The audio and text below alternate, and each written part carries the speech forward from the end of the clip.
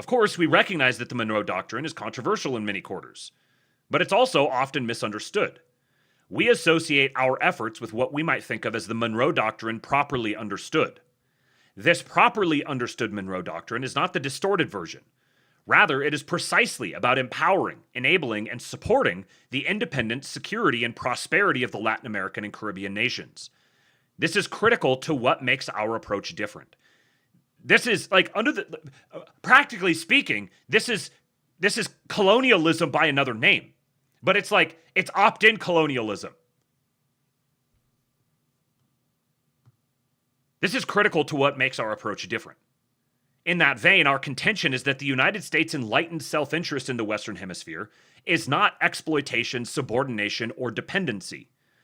Rather, our interest, as expressed in the Trump Corollary, is in our neighbors' success, their greater prosperity, security, and stability as free societies. Because if the United States can guarantee the prosperity, security, and stability as free societies of its neighbors, fully unpacking everything that means, if the United States can do that, then they serve as a bulwark. Changing military goals. Why is this? The fact is that the United States doesn't need its neighbors' assets or dependencies. And here's what I'm talking about the United States being an altogether different type of empire, the likes of which the world has never seen before. Not all empires are created equal. In fact, few of them are. And the United States is unique. The U.S. is an enormous country, by far the world's most powerful state, with the world's largest and most dynamic market, its most productive economy, its dominant currency, splendid stores of raw materials, and close security and economic relationships around the world. The upshot is that we do not need imperial possessions or dependencies. Ruthuglican on YouTube. This is unrelated, but did you see that a bunch of European soccer fans are upset because FIFA might go public and Joshua Kushner is pushing for American companies to buy? No, I did not see the part about Joshua Kushner. I saw the thing about FIFA being put up for sale to private equity, and all the soccer fans that I'm friends with are they're all like total they're like Zoran Mondani appreciators, and they are all very, very distressed about this. But I didn't see the Joshua Kushner connection. Send me something on that if you have it. I'd like to read that. Thank you for the $10, sir. The upshot is that we do not need imperial possessions or dependencies, even from a strictly realpolitik point of view. This differentiates the United States from most historical empires. This right here. Name me a historical empire that was the world's most powerful state by far, had the largest and most dynamic market, had the most productive economy, had the dominant currency, had splendid stores of raw materials, and had existing close security and economic relationships around the world at the moment that it began to attain to imperial status. It's never existed. We don't need imperial possessions or dependencies in order to maintain all of these things. We don't need to act like an empire to be an empire. Moreover, the Western Hemisphere is our neighborhood. Thus, we are directly affected by negative externalities that spill from the region over into our country. Our people are dying in large numbers because of the drugs that come into our country and the crime that accompanies them. Our society has been harmed by mass migration. Our neighbors, too, have been harmed by this. This makes it clear that the problems from our neighborhood affect regular Americans very directly, but also that we do not need nor seek the exploitation of our neighbors. Rather, our interest is in our neighbors' success, in their stability, prosperity, and security.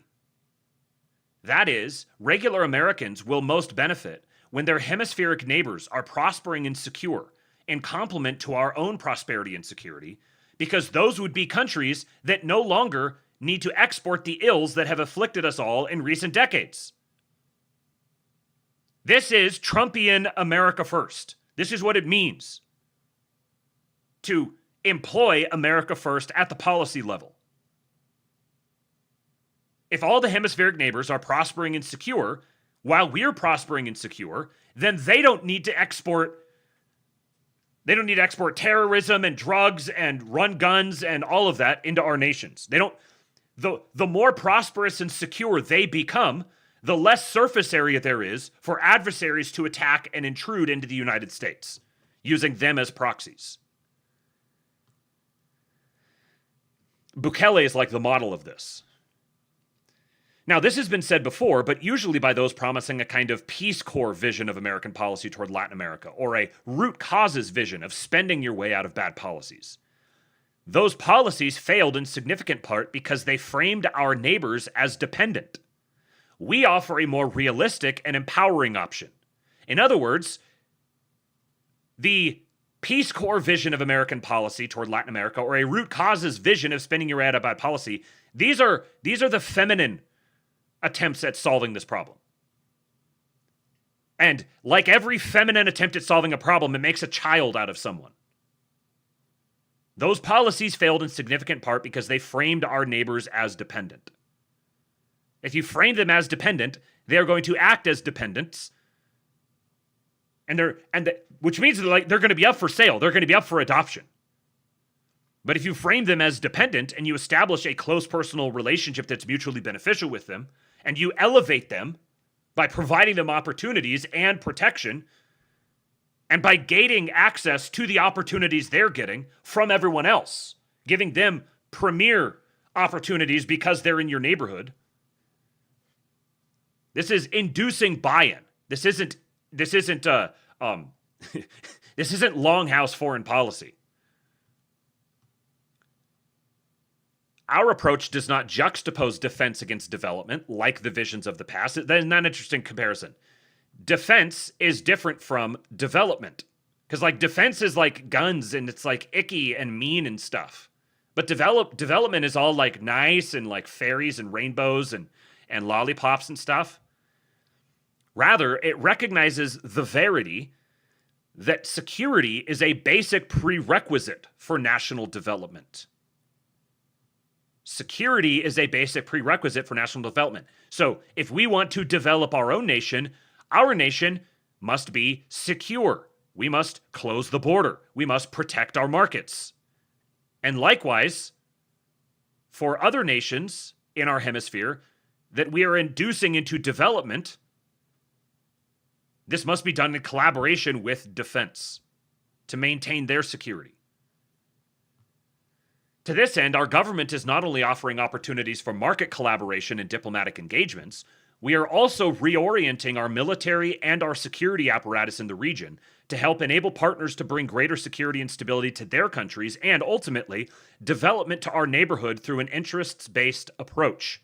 What does this look like? This looks like going to Venezuela, yoinking Maduro, telling Delcy Rodriguez, if you play ball, we are going to make you wealthy and powerful and stable. We will protect you from threats to your power. We will make your nations wealthy. We will integrate them into our economy. You will become part of the American security umbrella. And when you have people in your country who are trying to threaten your stability and security, give us coordinates. And we've been seeing this happen in Colombia, in Bolivia, in Cuba, in Venezuela, Mexico. But as we have learned through hard experience across the world, this will only work if our neighbors demonstrate the political will, clarity, and seriousness needed for success. It's an approach that calls on regional partners to employ effective force and government action to dismantle narco-terrorist networks and secure their national borders. It should be obvious to anybody listening to the Labe at this point. And maybe this is going to get clipped up and maybe it'll get a little broader view. Shout out to Caradwin, by the way. Astrolabe Clips on YouTube. Go follow that channel. It's a bite-sized Astrolabe. Narco-terrorist networks are not native or organic to South and Central America. These are exports from the great global crime syndicate that's centered in the old world. So these are foreign adversaries penetrating into our hemisphere. So it's an approach that calls on regional partners to employ effective force and government action to dismantle narco-terrorist networks and secure their national borders, not merely because this is good for public safety, but because this allows partners to optimize limited resources to enable conditions for security and prosperity. This should include enhanced cooperation with the United States military where necessary, but it's also our goal that these operations become partner-led, with enhanced capabilities that we can assist them in obtaining and mastering. So enhanced cooperation with the U.S. military, but you're not just going to get the U.S. military to come do everything for you. We want you to demonstrate that you have the political will, clarity, and seriousness needed for success. And then to the extent that you do that, we will provide you enhanced capabilities. We also call on regional partners to protect their critical assets. This is not only a precondition for investment and development, it is their part in ensuring lasting peace. As the U.S. works with allies and partners around the world to ensure favorable balances of power in other regions, we will not ask neighbors to project power out of this region. All we ask of our neighbors is that they work with us to deny any actor the ability to claim and exploit key assets here in this hemisphere. So we're not going to ask you to send military assets to the Middle East. We're not going to ask you to institute a draft and send some of your boys over to defend Taiwan. We just want you to do your part here and quit selling out to foreign interests, which would include the old world and China. And a lot of the extent to which China is, I'm not going to say it's all because of it, but a lot of the extent to which China has engaged in these sorts of operations here is done at the behest of, because like China's not a monolith. There are different power influences within the Chinese state, and a lot of that is turning over right now. And so there are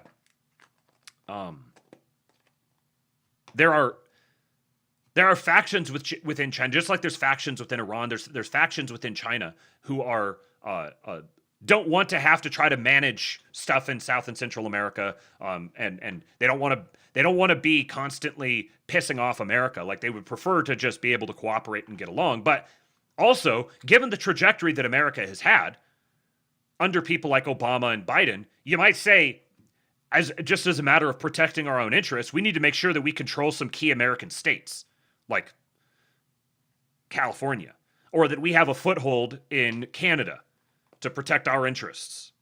That would be a rational thing for them to do, given the way that the United States was being governed. So now it's a matter of building trust. I've got to say, thank you, Pale Morning Dude, for the 100 kicks. These Zone, it's not going to show up on here. Yeah, there we go. These Zone 9 milligram jalapeno lime. I was skeptical, but I was like, I'll give it a shot. Very, very good.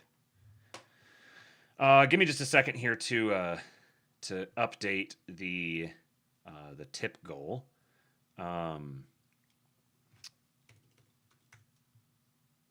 So there we go. Thank you, Pale Morning Dude. Please do tip your streamer, folks. Tips.kingpilled.com. Investing more in security. Third, it is critical that our hemispheric neighbors invest more in their own defense and security. There is no reason why any country, particularly those facing significant narco-terrorist threats, should spend so little on defense. Indeed, some spend less than 1% of GDP on national defense. This violates common sense. In the meantime, our allies around the world, including Europe, are now moving towards significantly higher spending. 3.5% on core military spending and an additional 1.5% on security-related expenditures.